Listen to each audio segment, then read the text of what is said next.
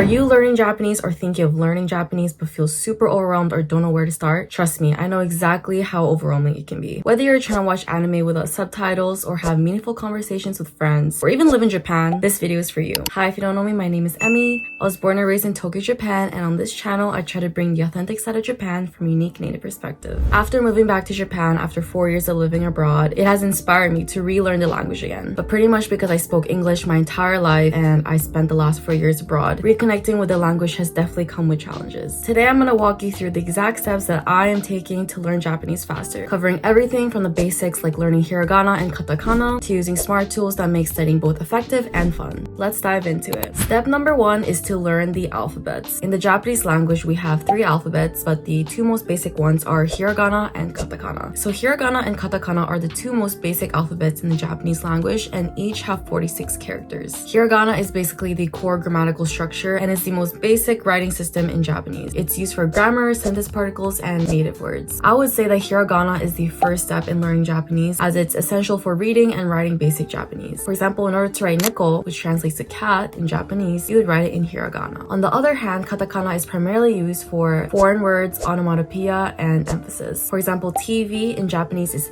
terebi, which sounds like television, and it's spelled in katakana. So the reason why learning hiragana and katakana are the most basic foundation blocks of learning Japanese is because these alphabets are the building blocks of the Japanese language. And knowing hiragana and katakana allows you to read basic Japanese straight away. And learning these alphabets will also prepare you to read and write before you start tackling kanji, which is so much harder. So to learn hiragana and katakana effectively, I would say first break them into chunks. So learn 5 to 10 characters a day. And I would personally start with hiragana first instead of tackling both at the same time simultaneously because that might confuse you. Another tip I would mention is to use mnemonics, so associating characters with visuals. So growing up when I would take Japanese lessons, I actually did this when I was learning hiragana and katakana. And you can definitely find hiragana and katakana mnemonic visuals online if you just do a simple Google search. But for example, the hiragana character ki can be associated with an actual key. Things like that to sort of help you out if you are a visual learner. Another way to learn hiragana and katakana effectively is to basically write to remember. Practice writing each character repeatedly to enforce your memory and learn the stroke order as well. The last step is to practice reading words. So start reading simple words like ame, rain, and kamera, camera. Step number 2 is to master pronunciation. When it comes to Japanese pronunciation, one of the first things to understand is just how simple the sound system is compared to English. Japanese has only 5 vowels. Ba, I, U, E, O. These vowels are always pronounced in the same way, which makes it so much easier than learning English, where vowels can have multiple sounds depending on the word. In addition to vowels, Japanese has 14 consonants, which is then combined with the vowels to create syllables that you learn in hiragana and katakana, like ka, sa, and ta. Now, one of the most common mistakes in learning Japanese as a beginner is trying to pronounce Japanese vowels as you would in English. For example, in English, we often glide vowels into other sounds, but in Japanese, it's pure and straightforward. Take the word sake. It's pronounced sake and not saki. Another mistake is stretching vowels too long. In Japanese, vowel length can completely change the meaning of a word. For example, obasan in Japanese means aunt, but oba-san means grandma. Now, I know this can be a lot to absorb, but mastering Japanese is all about consistency and practice. A big part of this is listening, not just casually, but in a way that helps you absorb the language naturally. Now, listening practice is absolutely crucial. I'd say start with passive listening. Start by playing podcasts, TV shows, or songs in the background. Even if you don't understand everything yet, your brain will start picking up patterns in pronunciation and rhythm. Then move to active listening, where you're focusing on what's really being said. Repeat phrases that you hear and try to mimic the intonation and flow as closely as possible. So how can you pronounce your pronunciation even more? Number 1 is to shadow native speakers. This means repeating what you hear right after the speaker, almost like you're echoing them. It's a great way to get used to natural pacing and sounds. Number 2 is study pitch accents. Japanese has a very unique rhythm. So what I mean by this is that the pitch of a word can completely change its meaning. For example, hashi with a high pitch means chopsticks. However, hashi with a low pitch means bridge. I know it's super complicated, but trust me, learning this first will help you make your Japanese sound much more natural. Step number 3 is to start building your vocabulary and kanji knowledge. Now, vocabulary is something that I still struggle with till this day and I'm still actively learning, but obviously the more words you know, the easier it is to understand Japanese and form sentences. But Japanese in particular, vocabulary and kanji go hand in hand. But first of all, what is kanji? Kanji is the symbolic characters used in the Japanese writing system, and they represent words or concepts. Kanji was originally derived from Chinese and is essential for reading and writing. However, kanji can be one of the most challenging challenging parts of learning Japanese, even for native speakers. Not only are there thousands of kanji characters, but many of them have different meanings and readings based on their context. For example, this kanji right here can be pronounced as se in sensei, teacher, or nama in namabiru, which is draft beer. These variations can be very confusing for beginners. But here's the good thing. Learning kanji alongside with vocabulary makes it so much easier. By seeing how kanji is used in context, you'll naturally start picking up its readings and meanings. So some kanji learning tips for me is to start with the basic components that make up the kanji. Think of these as the building blocks. For example, the kanji for forest is made up of 3 tree radicals. Once you recognize radicals, more complex kanjis can be easier to understand, and this is exactly what I did growing up as well. Another kanji tip is to focus on frequently used kanjis, such as hi, which could mean sun and day, hong, which could mean book or origin, and gaku,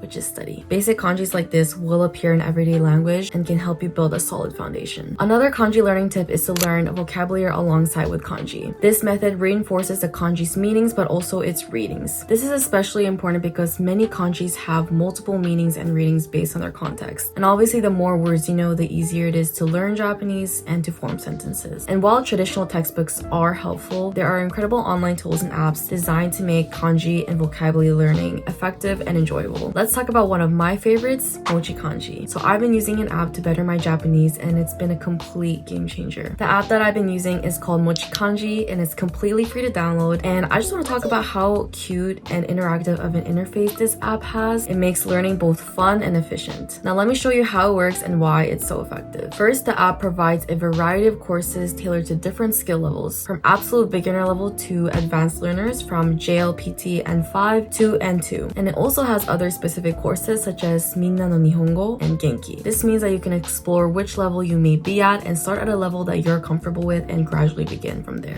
Next, let's experience a lesson together. Now, like I mentioned previously, one of my biggest struggles is learning vocabulary. Now, MochiKanji makes learning so much easier and so much more fun. The app has flashcards with visuals to help you associate words with their meanings. It has clear definitions, and it also has native speaker audio for pronunciation practice. あの人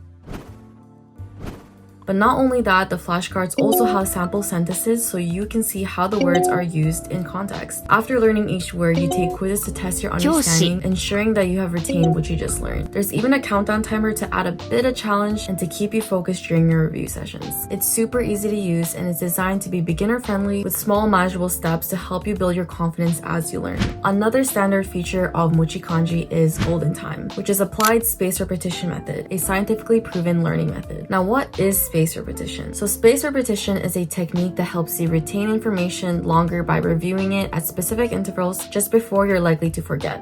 So instead of cramming all at once, you reinforce your memory over time, making it more effective and less overwhelming. In MochiKanji, this is paired with golden time reminders. So these notifications alert you when it's the perfect time to review a word or kanji, maximizing your retention. You'll even see a visual and hear a helpful alert sound when it's time to review. If you want, you can also review completed lessons at your own pace, which is great for reinforcing tricky concepts. Another cool thing about MochiKanji is that it also organizes your learned vocabulary and kanji into 5 different levels of memorization. From level 1 with words you just learned to level 5 with which you exert into your long-term memory, making it easy to track your progress. This structured approach helps you build your foundation before moving on to more advanced levels. And you can find all your learned words and kanji in your digital notebook. Now, one of my favorite features in the MochiKanji app is the conversations feature, which allows me to practice speaking through daily conversations with Mochi. It's a practical way to see how words are used in real-life scenarios as well as to build your confidence in forming sentences on your own. And don't worry if you ever come across a word that you don't know. The app's J Dictionary helps you look it up instantly. Plus, you can save your words to your personal notebook, which is perfect for creating a tailored list of vocabulary that you can review later. And the best part, MochiKanji is completely free to use and download. You can find it on the Apple Store, Google Play, or on their website. To get started, I recommend setting small, measurable, and achievable goals like learning 5 words or completing 1 lesson daily. It's all about building consistent habits, and MochiKanji makes it so easy and so fun to stay motivated. So if you're on your journey right now or you're about to go on your journey to learn learning Japanese and you want to make it more fun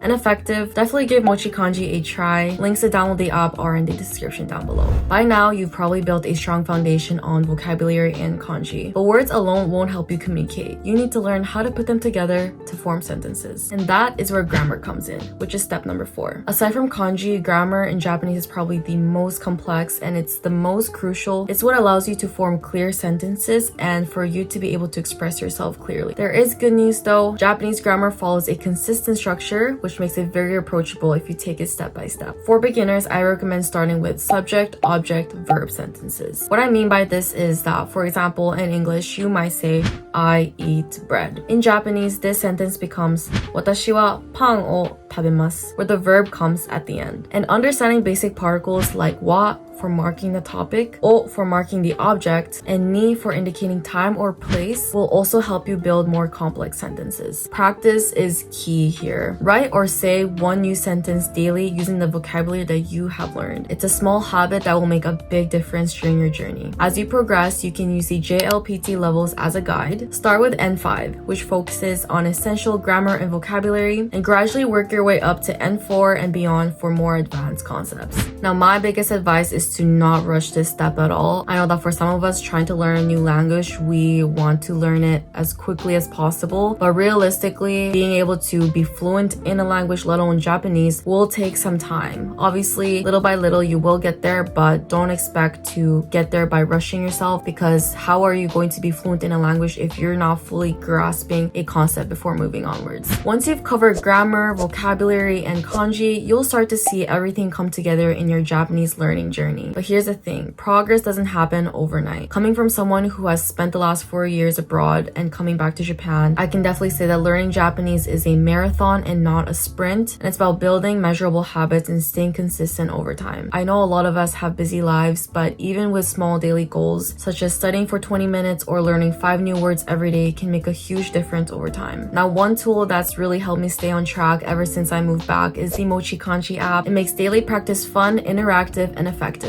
And I'm learning new words every day through this app. If you're looking for something to keep you motivated through your journey, definitely give this app a try. The links to download are in the description box below. And lastly, I would love to hear from you guys. What are your goals with learning Japanese? What are your current struggles? Share them down below in the comments. Remember, every bit of progress counts. So keep going, stay consistent, and most importantly, enjoy the process. I'll see you guys in the next one. Bye!